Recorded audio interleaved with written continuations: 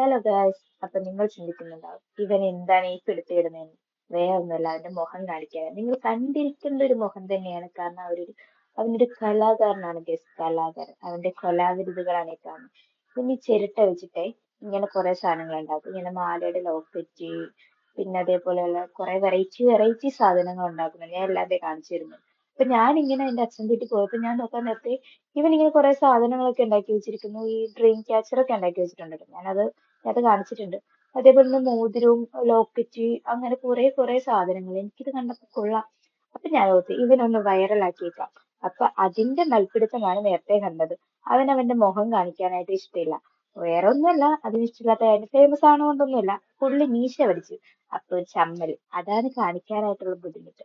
അപ്പൊ ഈ കലാകാരനെ എല്ലാവരും ഒന്ന് പ്രോത്സാഹിപ്പിക്കുക. അപ്പൊ അടുത്ത വീഡിയോയിൽ പിന്നെ കാണാം. Bye bye. ബുദ്ധിമുട്ടുണ്ടെങ്കിൽ എല്ലാവരും സബ്സ്ക്രൈബ് ചെയ്യുക.